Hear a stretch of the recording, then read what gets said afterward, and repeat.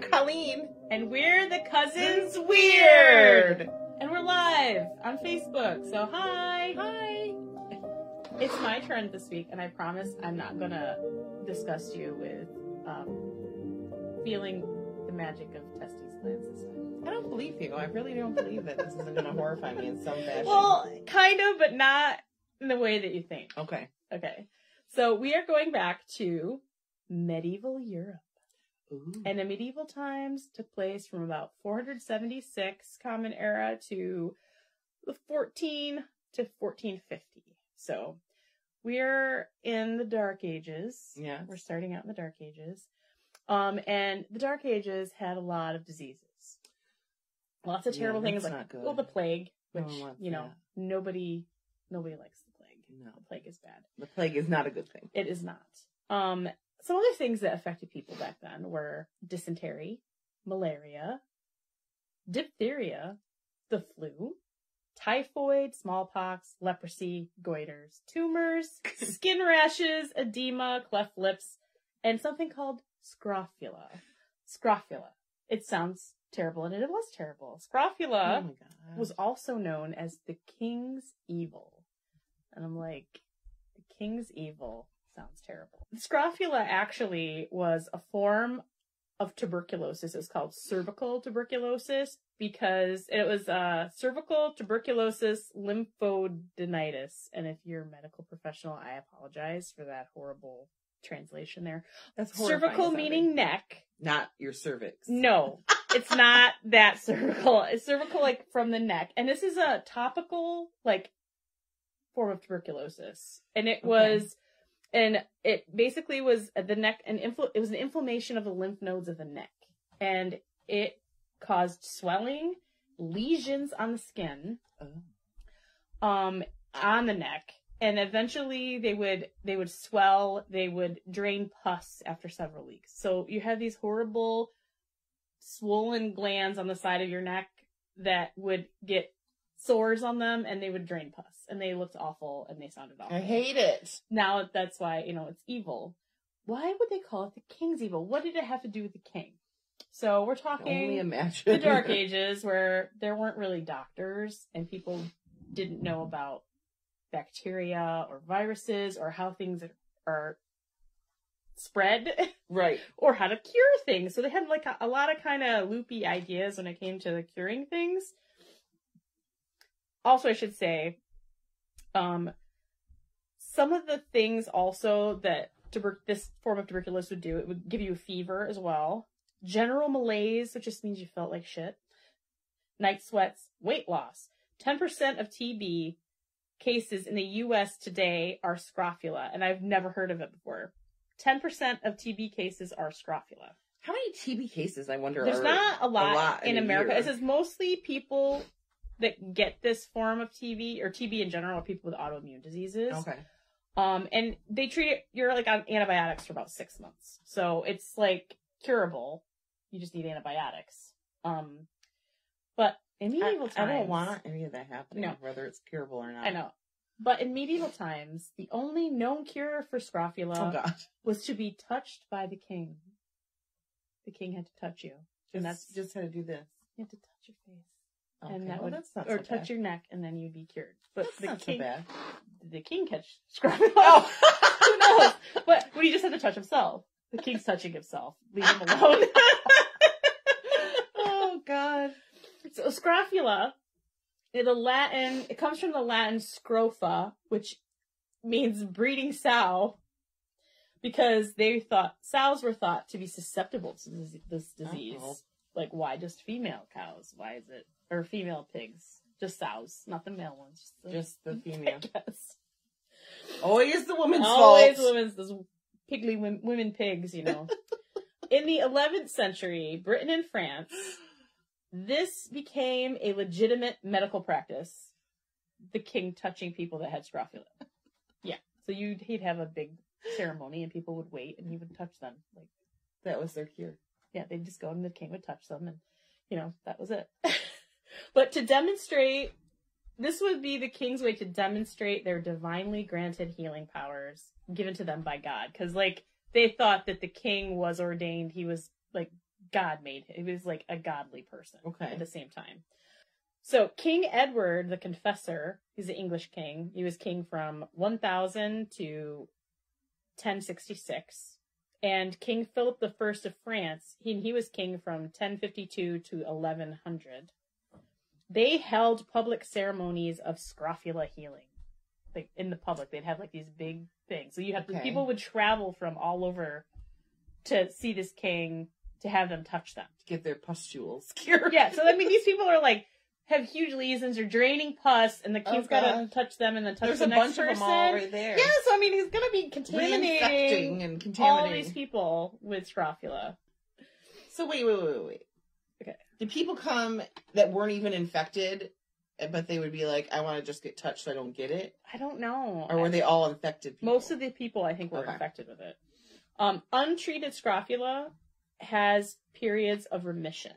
So this would make the peasants of the time believe the king cured them. Okay. So, like, sometimes if it just left untreated, it'll kind of go away a little while, and then it'll come back. It's like it flares up, and then it goes away. What if it comes back with a vengeance? It might, you know. In Britain, after being touched by the king, they would be given a special coin minted with a picture of Saint Michael. Okay. And they called these coins were called angels. Okay. And this practice started in 1465. And these coins would become prized family heirlooms. These were not spent. These were kept forever and handed down. Well, yeah. And they were thought to contain kingly healing magic. Oh. Yes. And they would be worn around the neck and rubbed over the people's bodies to relieve different ailments.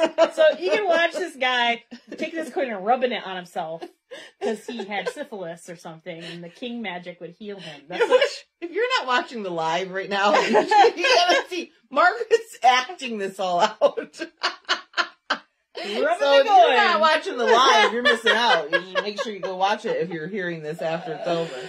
It's so much fun. It's rubbing on. I'm rubbing the coin, the kingly magic coin on myself. And this practice of the king holding ceremonies and touching people with scrofula, it was even mentioned in the play Macbeth by Shakespeare. So they talked about where the king is touching people. Like it's like they talk about, they mention it it's mentioned in Macbeth. So it was like something that they did all the time. Like it was a common thing. With certain kings it was common. This magic ability was divinely granted to the king and passed down from parent to child. So if the king had this magic, then his male heirs only would have this magic. Because they have to be king. They have to be the king, yes. Okay. And only the true king had the power to heal scrofula. And so this was used, like the English King Henry IV, not the 8th, the 4th, Henry IV, he touched 1,500 scrofula patients in a single ceremony. 1,500. He's touching 1,500 people a day. How did he not have scrofula all over him? I don't know. And they said that there was never any kind of mention of any kings having it. Maybe they are magic. Maybe. I don't know. Charles II, and he was the king from 1630 to 1685. During his 25-year reign, he touched 92,000 people. Holy crap. 92,000 people in 25 years. I don't want to be around that many people. No! Ever. I'm surprised he didn't die of something else. Yeah, you're going to catch something. Syphilis. I don't know. By 1649, this is during the English Civil War that happened. Charles I was beheaded, and Charles II was exiled from 1651 to 1660. And these are Catholic kings. Okay. Bonnie Prince Charlie. Okay. That's Charles II. Oh. I'm pretty sure. Or it was his son. Bonnie Prince Charlie was the son of this. He was like the grandson of Charles II, I think. Because I'm looking at the dates, and I'm like, no, this was in 1740. Yeah, he's the grandson of Charles II. But this is that uprising. This was when they were the Stuarts. They were dethroned in England, and then the Habsburgs came in. Oh, gotcha. So, yeah. But Charles II felt the need to legitimize himself as the king, and this is like Charles Stuart, the House Stuart. So, I mean, even though he was exiled to, like, France or Italy, he still had ceremonies where he touched people to cure them because he's proving, he's like, I am the true king. You need to get me back. I'm touching people. I'm touching you. I'm the king. It's like most of those people still had scrofula when they went away. So in France, this ritual of touching, which sounds so dirty. I don't like it. Was included in the king's coronation ceremony. So, like, when the king was coronated, he would have touch people. He would have a touching ceremony afterwards. He touched people. Oh God, it sounds awful. Louis XIV. Okay. In 1650, celebrated Easter by touching 1,600 scrofulous people. Scrofulous people. I have to say scrofula because it's like one of those words that's funny to say. It is. It's just like terrible and funny to say that. And Louis XV, because I wrote these in the Roman numerals, and then it took me a second. Yeah, Louis XV, because like, why would I write 15? Duh. He touched 2,400 people in one ceremony.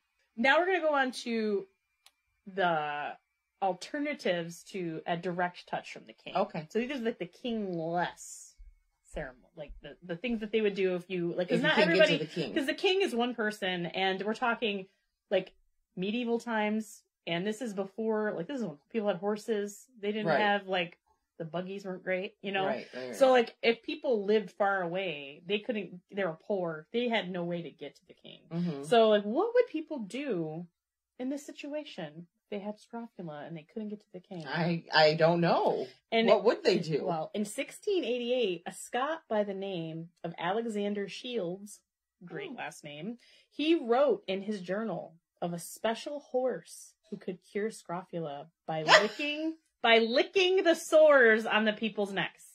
Oh, this horse. That poor horse! Licked the scrofula sores and it cured them. That poor horse. I'm sorry. I don't think a horse's mouth is clean enough to have it lick you anywhere. And this guy charged tons of, he made all kinds of money with his magic horse. With his magic horse. Pustules. Yeah, how did he get the horse to lick people? The horse is just like, yeah. That's just gross. And before that, in 1662, Valine Great Rakes was referred to as the Stroker. Oh, God. I love it. He was a faith healer that claimed to also have the touching gift to heal scrofula. The Stroker had the touching gift. He's not touching me anymore. He's got a touching gift, all right. And the bishop's court at Lismore banned him from curing for not having a proper license. They told him, you can't cure people because you don't have the proper license to do so. You had to have a license to cure people. Now you need a license. Does the horse have a license? I don't think so. And he was eventually summoned by Charles II to demonstrate his healing abilities before him, but was allowed to continue his healing and returned to Ireland. Yeah, and he was from Ireland. And he returned to Ireland in 1667. And he made a lot of money and he retired as a farmer. Good for him. You know, he wandered around England and he touched people. And the Stroker touched people. And then he went back home to Ireland with his money and he had farm. It was good. Good for him. Yes. And another thing, the decayed arm of Louis IX. What? And he was the king from 1214 to 1270. The decayed arm. Yes. Who was also a saint. He was sainted, this king. And he was believed to... This arm was still believed to contain the powers to heal. And people pilgrimaged. And his resting place was in Spain. And people would take pilgrimages to this monastery in Spain to touch the skeleton hand of this dead king. Wow. So they would, like, I don't know if it was his whole body or they just had his arm out. A skeleton arm. And they would just touch, they would rub their face